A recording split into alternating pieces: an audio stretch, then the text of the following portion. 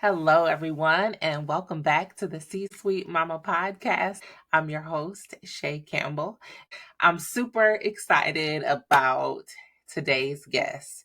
This is my real friend, so this is just going to really be a conversation. We have the Honorable April Baskin, who is the chairwoman of the Erie County Legislator. She is also the legislator of District 2 and a candidate for New York State Senate. Welcome to the C-Suite Mama podcast. So excited to have you. You, Shay. Thank you for having me. Of course. We're gonna jump right in. It is late on Tuesday night, and we know we got the babies to tend to. So we're gonna get started. Tell us a little bit about your career journey and what motivated you to pursue a career in politics. Okay. So, I am from Buffalo. I am Buffalo public school educated. Went to SUNY schools to get my bachelor's degree. And in my 20s, I was really focused on the artistic side of myself. And I moved to New York City to pursue a career in the arts. A few years after being in New York for a few years, I started a family and had a baby girl and decided that it was time to come back home. I came back home and wanted to get reacclimated with the city of Buffalo after being away for 10 years and started doing a lot of civic work to kind of relearn the city that I had been away from for 10 years and just kind of stumbled upon a former elected official and building a friendship with her. And she just saw qualities in me where it came to organizing, when it came to having a passion for underrepresented communities that she felt would be really, really good for public office. So like most women do when they are asked to run for public office, I said no. And I said no several times because of all of the things that traditionally women typically have to handle in their lives in terms of being nurturers and caregivers. And I was the head of my household. And I had never really just engaged in local politics ever.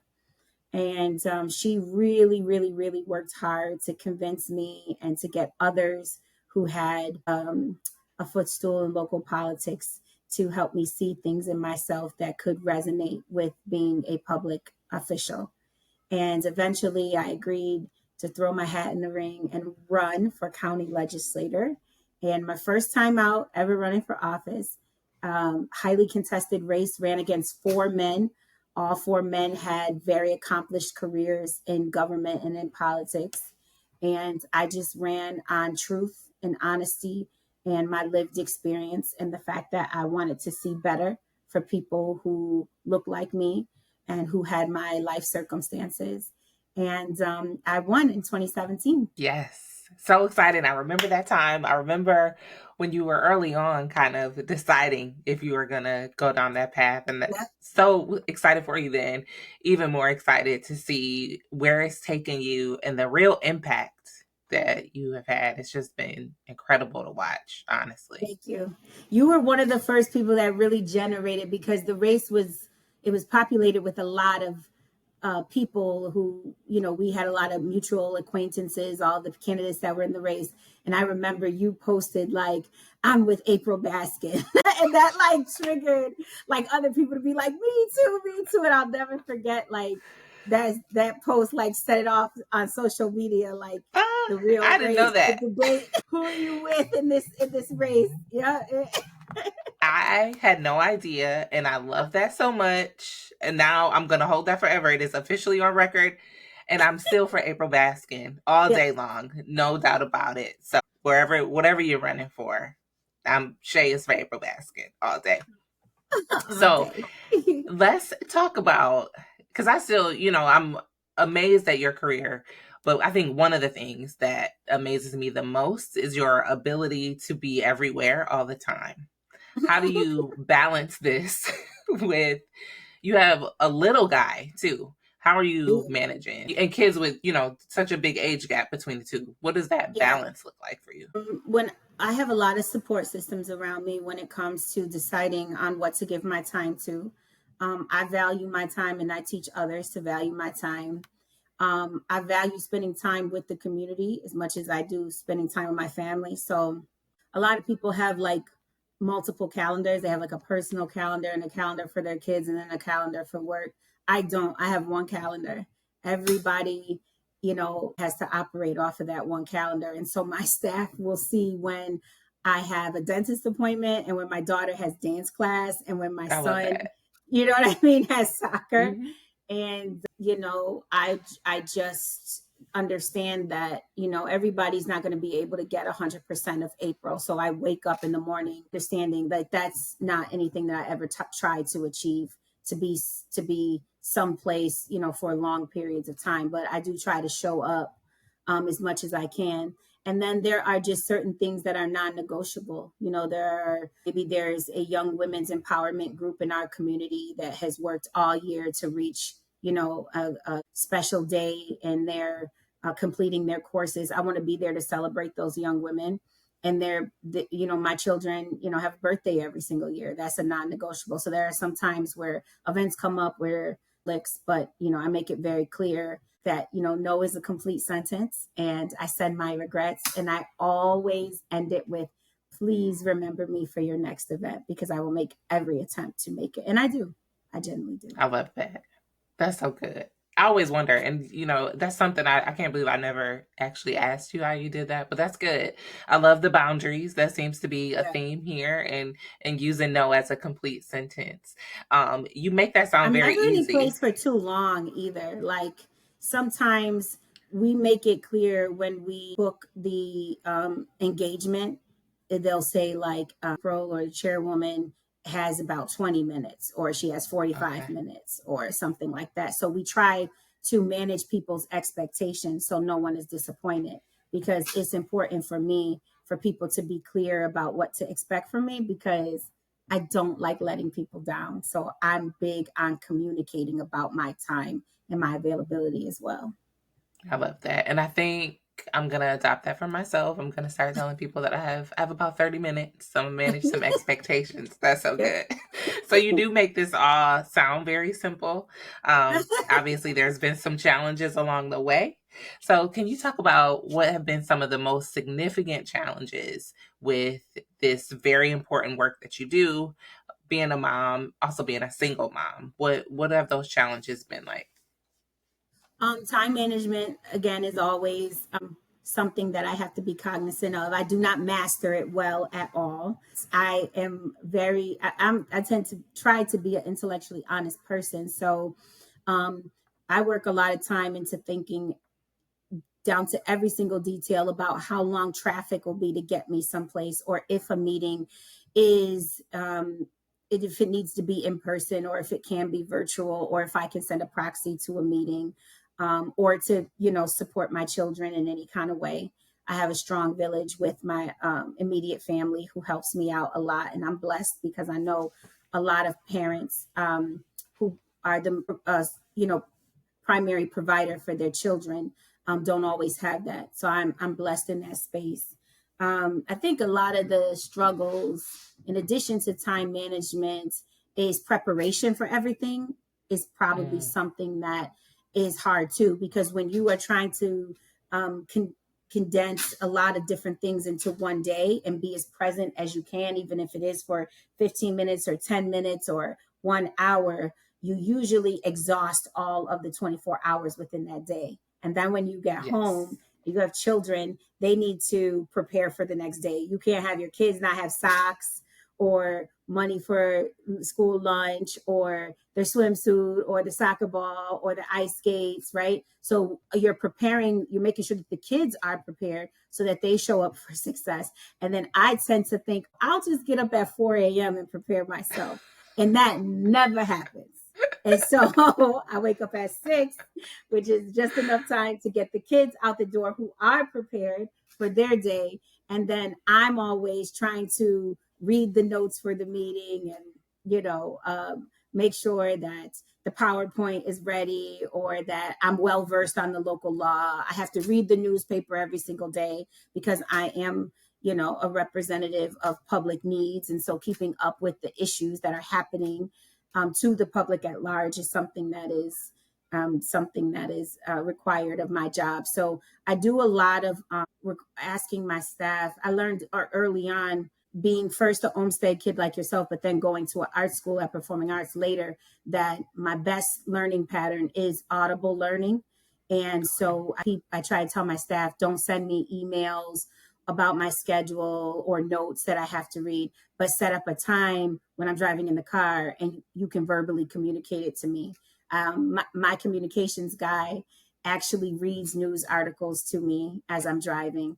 And I just process things differently as I hear them, better than reading them or seeing them. So that's a trick that I've learned. So I could be on my way to a meeting and I'll have somebody on the phone, prepping me everything that I need for it. And that That's helps. so cool. I did not know that little tip. And I think it's wonderful how you really leaned into your own personal learning style, because I think sometimes people like try to force themselves into the conventional way, and Mm-hmm. you are doing what works for you, and it's obviously successful and it's working out. So that's great. That's brilliant. So you touched a little bit on support systems. You said you have your village. I have had the privilege to see your village. Can you talk about what forms of support your village takes for you, or aside from your immediate family, other support that you rely on to be able to do all of this?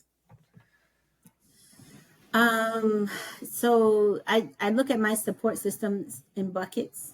So there's a support system for April, and my support system is my church, my first lady, and my pastor. I have about 3 close girlfriends that I talk to, if not, every other night, at least twice a week, to debrief the things that are heavy on my heart, the things that are confusing me, the things that frustrate me. Being a Black woman and one of the few Black women, my space as an elected official up until last year, I was the only Black woman, under the age of 40 that was, an elected official. Then they diversified the Common Council. And so we have some more female representation now, of Black and African descent. But for a while, it Yes. felt very lonely because I didn't really have peers and I didn't have people that were new to the space of public service that look like me. So my support system tends to be grounded in my relationship with Christ, my faith-based institution, and my close friends. My support systems with my children are my parents, my grandmother, again, my church community, in terms of being an example, so there's like the tangible support, like who can help me watch the kids, who can keep an eye on my children. But then there is people who you need in your life to be good, healthy examples for your children. And so I have been blessed to have that in local leaders, and close friends, but primarily my parents and my grandmother. And then there are support systems to be able to deliver for the people. So people elect me to be able to deliver outcomes that improve their quality of life. And that's not something that one person can do. And Right. so God has blessed me with having a pristine staff and supports in the partisan relationship that I have politically, to make sure that I am always professionally astute to be able to identify a policy agenda and actually deliver on it. And I do all of that. I keep those support systems in place. That scaffolding is successful by healthy relationship building. I'm somebody that makes it a priority to remember the really, really important things that make people feel important and understand that they are important to me. So I work hard at coffee dates and lunch dates and birthday cards and baby showers and condolence letters during times of grief and bereavement. Because if you want to have a strong support system so that you can thrive, you have to be somebody that is available and pours into other people as well. And it's important for me to not just be a taker, but to, build infrastructure and scaffolding around healthy relationships that are strong and rooted in trust and dependability. That is so, so good. And I feel like women from any industry or any career path can really take that nugget and how you pour into your various relationships. It's so important.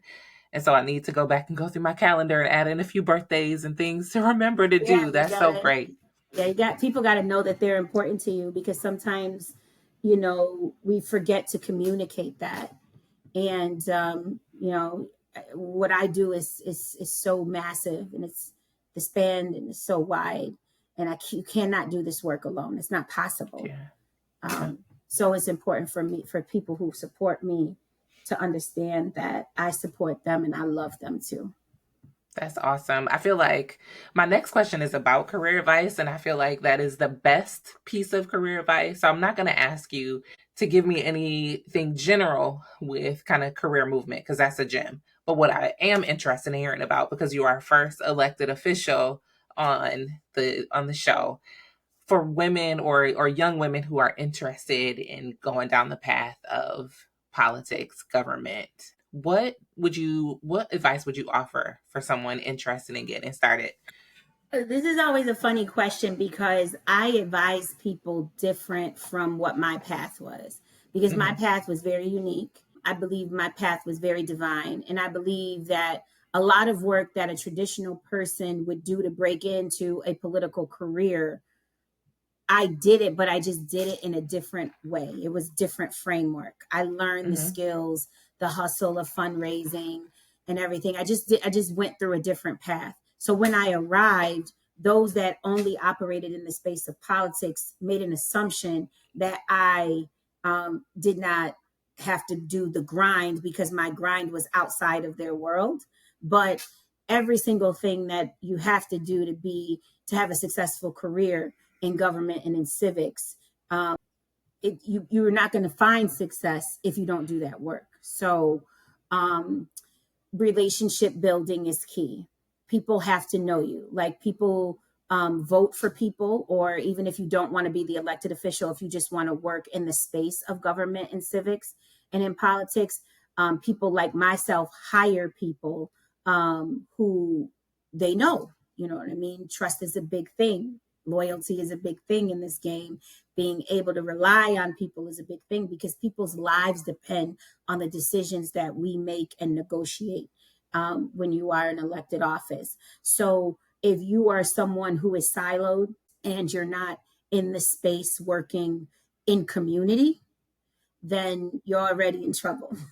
And like I said, I didn't work in politics, but I worked in the community big time. What that does is, again, when people go to the ballot box, they're voting for the people that they are trusting with their future and their quality of their life, and to make decisions for their families and their neighborhoods. And so that healthy relationship building has to translate in a way and resonate in a way where people get excited about you. And so it doesn't necessarily mean that you have to work on a campaign. It's a good idea to work on a campaign, because usually the people who win campaigns are people who have experience working on campaigns.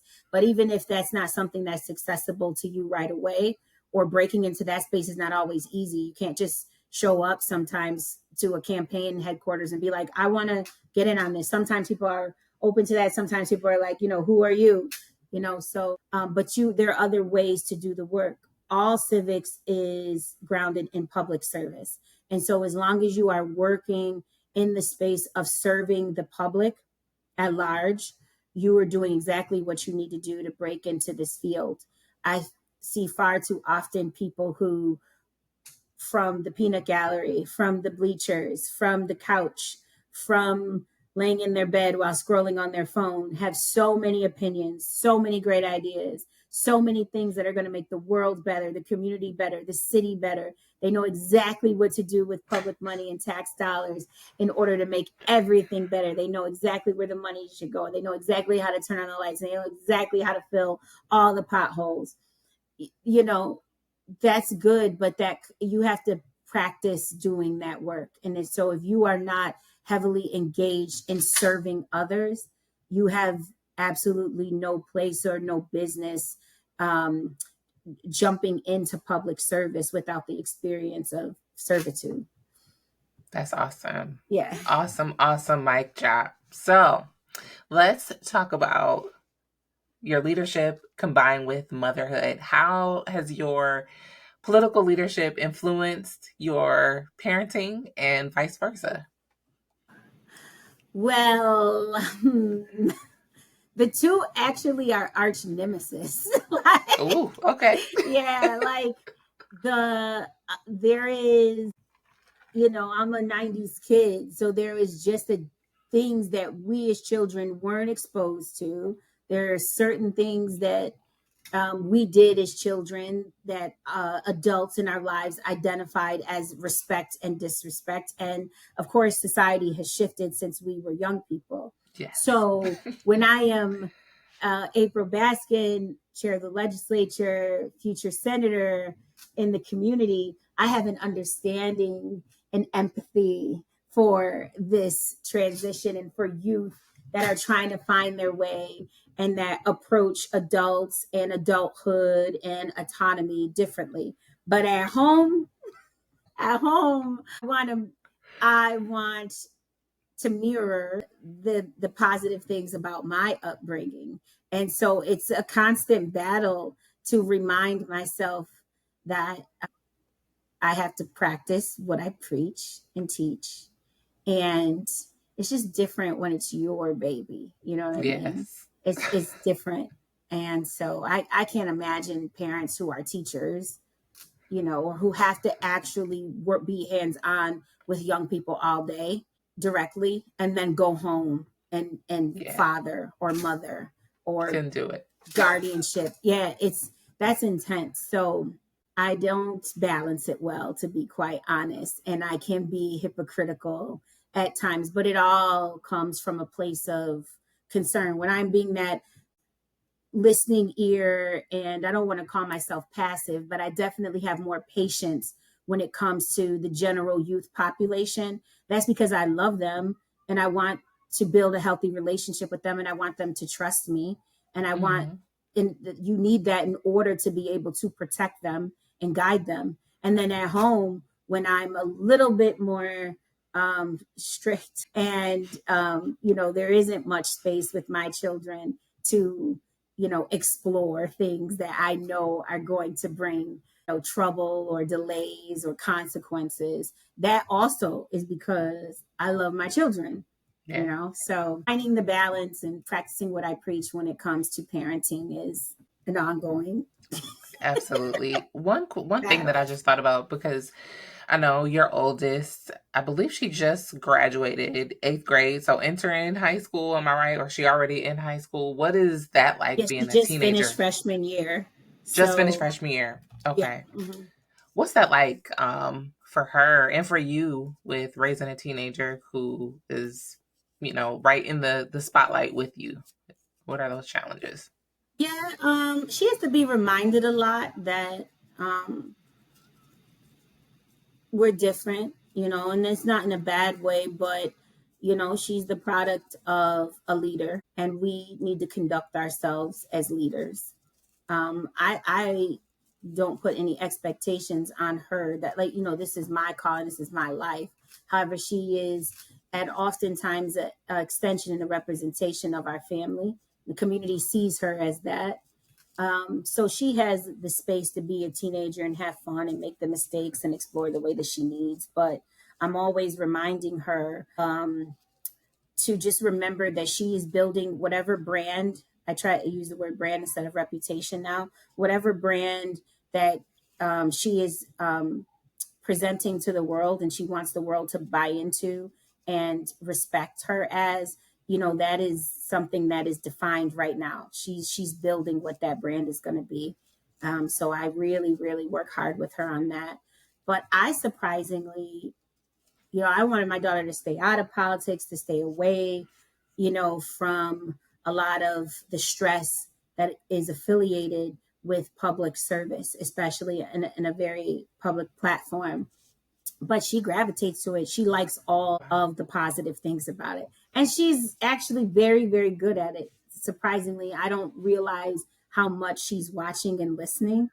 Um, but she's really, really good. She's a really, really good political analyst. She may be a Wow. political kingpin someday, running candidates and whatnot, because her view and her perspective on things as somebody who's watching, not doing, she sees things that I don't see. And so she's already talking about running for office someday, minoring in Wow. political science. And I'm like, what? Why would you want to do that? You don't have to do that. You do not have to do. And she's like, no, no, no. I want to. I want to. I want to. So, yeah, she ran for eighth grade president. It was her first year at that school, and she just ran Wow. and she won. I love She ran that. and she I ran a didn't know that. serious, yeah, and she ran a serious campaign. Like she designed palm cards and flyers and gave them out. She had a slogan. She had campaign colors. And I was like, what are you doing? Where do you learn this from? And then I'm like, oh, Where did she learn it from? She's with the duh. best. She is with the best. That's so exciting. Doing It's well. awesome And to watch her grow. every day she's growing as a leader. And that's beautiful to Yeah. watch. When you see her generally, she's kind of, she has this very meek spirit. She's very quiet, a quiet spirit. And then to see her get up and speak at your birthday party at April Showers, I'm just like, who is this little woman? Yeah. Unbelievable. I Yeah. want to put that video with the speech that she gave for my first reelection in 2019 on East Delavan at my campaign office. She wrote this speech in her phone, and she was talking about like Shirley Chisholm and all this power and stuff. And she really is a powerful speaker. And whether it was the speech when she was 9 years old or the speech when she was 14 years old, I did not help her at all. Those were her Wow. words. That was her speech. That's beautiful. That's beautiful. Good job. Good job. Now, I know one of your very important platforms is related to MWBEs, workplaces, DEI related subjects. From your perspective, how do you think workplaces can really support mothers, particularly mothers of color, in achieving their career and personal goals, or just making things more inclusive from what you've seen in the business landscape? A lot of spaces could do a better job at designing with the person that they are servicing at the table. So it's very interesting how public officials will decide, this would make a good law, or a corporation will decide this would be good for our working parents, and then they develop this policy based off of hearsay or things that are positive or things that are negative in the community that they're working in, implement it only to find out that, parenthood or diversification is something that is extremely nuanced. And it's not one wide brush, stroke of the brush. So everybody's needs are unique. And so Mhm. sometimes, like, if we want to diversify, we will add more people of color to our board of directors. Yes, that's good idea. But that's very surface, very macro work. Sometimes a lot of people don't want to do the work of having the one-on-one conversation about what are your personal barriers and what are your needs. You may find that allowing everyone who is a parent who has to put kids on the bus in the morning the opportunity, to have a fluctuating schedule is not as important or the highest need over, providing accessibility to childcare or childcare stipend, you know. So I think the best thing that we can do is to not be afraid of these conversations. People want to hurry up and solve the DEI problem sometimes, or be able to check it on a box to be able to say that we're doing the right thing, or just hire somebody, or just make somebody in HR do it. Hey, this Yep. person, Michelle in HR is our new DEI coordinator. Done. We did that. People are not as honest or transparent as people need them to be when it comes to taking surveys and having workshops and what's the word I'm thinking of? It's been a long day where retreats. You know what I mean? Like, we're going to do a DEI retreat, and everyone's going to get together and magically just be very honest publicly about all of the barriers and the marginalization that they face in this workplace. And we're going to create a sense of belonging after this weekend retreat or this workshop series. That's not true. That is not being Right. intellectually honest. You have to invest in the relationship with the people who are marginalized by society. And it takes a while to do this work, a long time. And so if you're going to sign up for DEI work, you better be in it for the long haul. Yes. So good. So good. I can talk about that stuff all day. That's my space. That's your area, girl. I know. Talk to me a little bit about, you've obviously had a lot of wins. What have been some of your professional setbacks, and then how have you worked to overcome them? Ooh, professional setbacks. Or challenges. Challenges, yeah. A lot of the challenges that I face lie within self, to be honest with you. I mean, I've been called to be in this space. God has created the path for me. I am a winner by nature and by mindset. I lead with, integrity. I always have a concern that if I don't do the right thing or the honest thing, that it's going to come back on me. So I never think about doing anything other than what people expect me to do or what they need. But a lot of the professional setbacks and struggles that I have lie within self.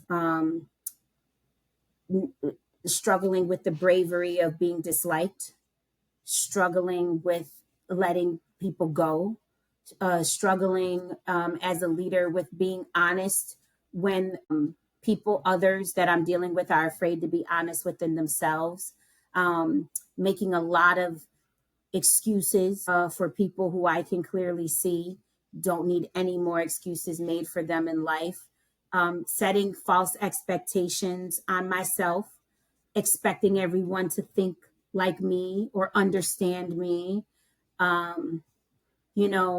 These are the things that create my professional setbacks. So I've spent a lot of time investing in understanding that everybody doesn't see the world that I see it, or see the district as I see it, or see me as I see myself. And I have to stop expecting that or demanding that. And, just understand that everybody's perspective and lenses and life experiences are different than mine.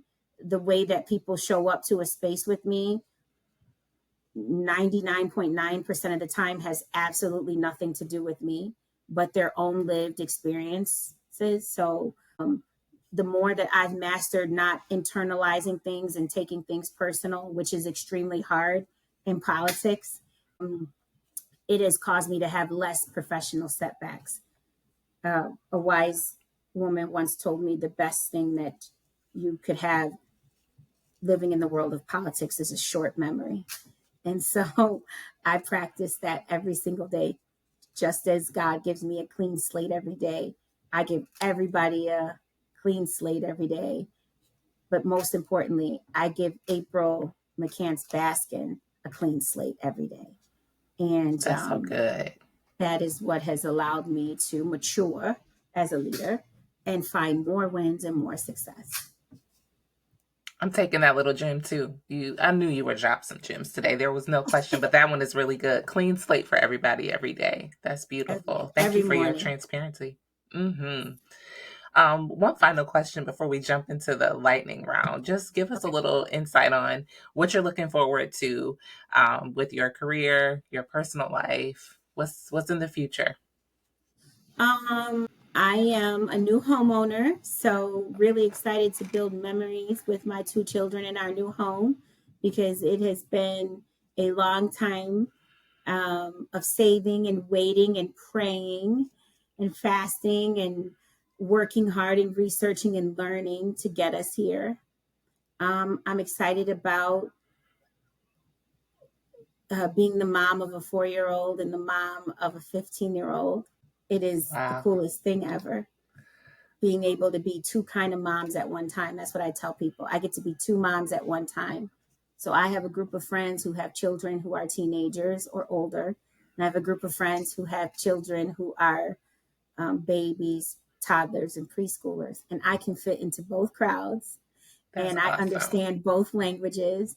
And I get to do all the activities and all the fun things. So I'm just looking forward to another year of motherhood, as it is the greatest blessing and privilege of my life. And being Buffalo's first Black woman to serve in the state Senate, that is extremely, Yes. extremely exciting and That's something so that exciting. I can't wait to do. People keep saying Albany ain't ready for you. You are this, you are that. It's so funny because I actually intend to go to Albany and spend the greater part of, my first couple weeks and months there learning, figuring out where the bathrooms are and how, certain things get done operationally. But other people who know me, people who watch me, like I don't get to watch myself. I am April, so others watch me, so they know me differently than I know myself. They see me differently than I see myself. They're like, yeah, right, you're gonna be there day one, like this is what I want and this is how we need to do Yes. things and I need to deliver this back home. And so I go, no, I'm not. No, I'm not. I'm about to chill. I'm about to chill. I'm about to learn. They're like, that ain't how you Mm-mm. are, April. Time will tell. So before the lightning round, that is a good segue to something else I wanted to make space for you to talk about. But for anybody that might be on the fence, and not that we're here to convince anyone, but just talk about what people can expect from you as our New York State Senator. What should people know about you? Am moved by people who live in discomfort, having pathways and seeing the light out of that discomfort. And that could be from, um, resources for the city to be able to have more effective snow plowing systems and smoother roads, to these in the days where there is extreme heat in our community, to safe spaces for youth to be able to go to after school, creative spaces for youth to be able to go to after school and feel a sense of belonging. I'm deeply passionate about people who lead households not feeling like all they do is work, work, work, and spend, spend, spend, because we only get one life and it is truly precious. And I want people to be able to enjoy their lives and enjoy their neighborhoods and enjoy their families. And so I'm always fighting for people to have more resources in their pocket, more accessibility to a quality life, and more resources from government so that they can maximize their skills and have the best quality of life that they could possibly achieve.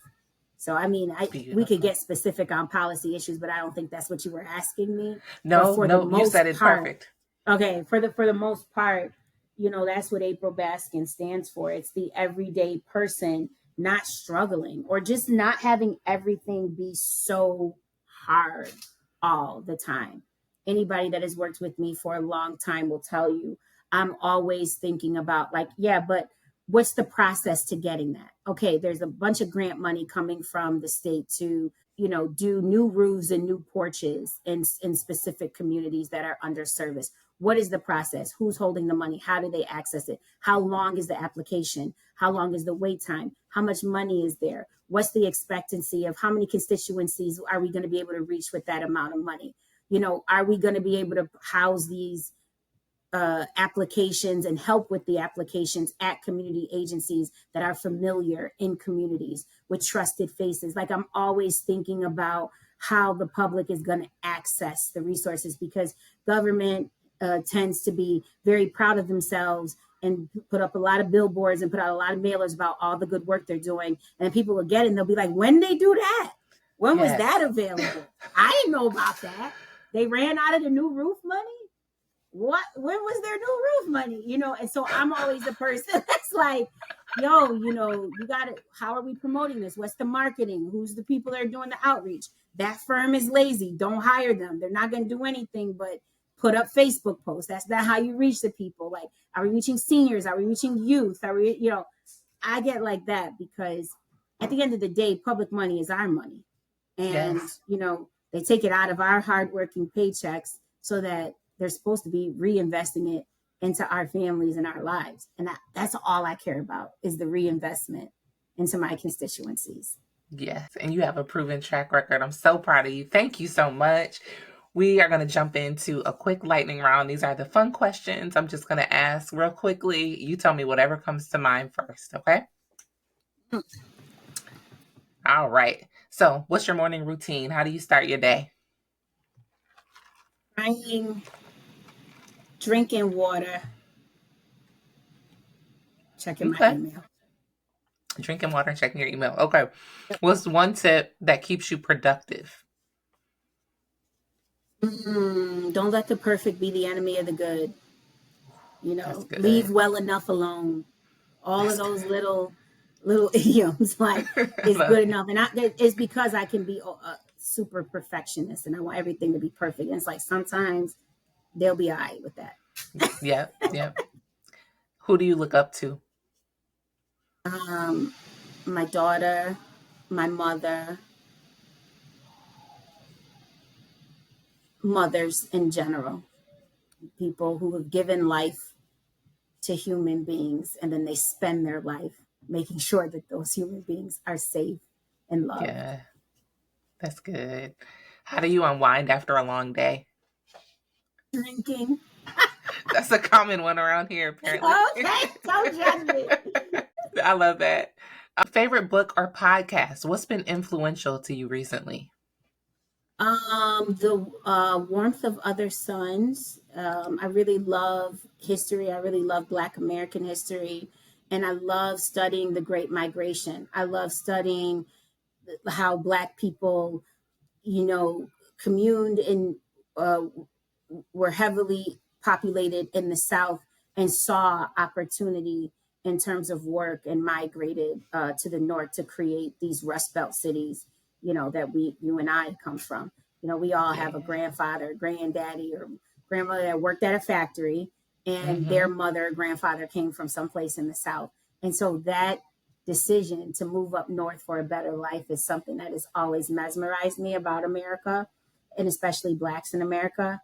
And I know within the last few decades, it's kind of reversed, but I really, really love studying the decision to leave the Jim Crow South and, you know, send your kids up north and build a better life for yourself. I love the tenacity in that mindset. Yeah, that's awesome. Tell me something, a hidden talent, something people don't necessarily know about you. A hidden talent?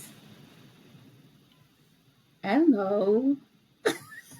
You can cook. I do cook. I try to tell people that because people are always like, "Where you gonna cook again?" I love to cook.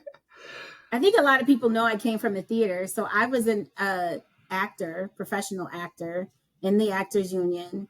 I did a bunch of off-Broadway shows and soap operas in my 20s. That's awesome. I didn't know that part. Oh, okay, I mean, I knew you were an actress. I did know that, but I didn't know you did the off-Broadway stuff. That's very cool. Yep.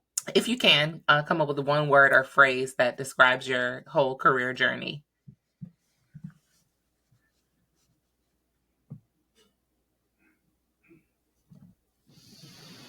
Ordered. That's good. Finally, what's one thing that's always on your desk? Chocolate. I love it. I love it. That's good. Well, thank you so much for indulging me with this lightning round. This was such a good conversation, as I knew it would be, and I can't wait to share with the folks. Tell us how we can connect with you on social media or how folks can find out more information about your campaign. Sure. On Instagram, I am April Baskin 716. And I'm also on Facebook. April Baskin is my personal Facebook page. April for Erie County is my political page. You can donate to my campaign or get to learn more about the things that are going on in my campaign by visiting www.voteaprilbaskin.com. And I'm also on LinkedIn, just April Baskin. And I have to say, Shay, you, ever since we were 8 years old, have the ability to get an idea and absolutely manifest it. And I remember when you were saying, I need to do something for moms, just like you had several ideas before that, going back to the singing group that you guys had in the fourth grade, or you prefer. Oh my gosh, I forgot about that. That was such a deep song. I still remember, and I sing the lyrics to it at camp. You know, when you put your mind to something, whether it's starting a singing group or starting a podcast for working moms who just need support, you get it done, and you have the ability to, write the vision and make it plain. Thank you Without the so much. vision, And people I would have perish. not thought about that group. Oh my I don't even know. gosh. That's You hilarious. remember But that? thank you. I I really wanted to be appreciate in those it, words. but you guys didn't let me in it. But I liked watching it. It was so awesome. We were probably awesomely terrible, but thank No, you. I you were really appreciate so those words. good. It was deep. It was like the one girl it was about suicide. And we were literally 8 years old. And you guys were singing about the hardships that young people go through. And it was a good song. And y'all did Well, y'all thank thing. you. I have not thought about that. So thank you so much. That is a deep, deep memory. Wow. Thank you. This is why you need to stay connected with old friends for You those have kind of to. memories, right? Thank you so much. This was such a good conversation. We will be sure to link all of your information in the show notes so folks can find out how to support and to follow the campaign. Real quick before we go, I want to share the resource of the week.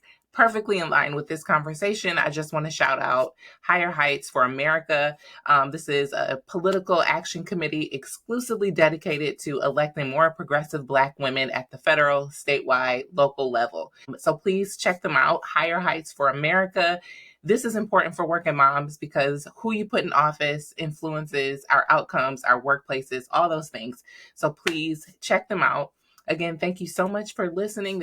Don't forget to subscribe, follow, share, leave a review, all those good things. Thanks so much. Until next time. Thank you.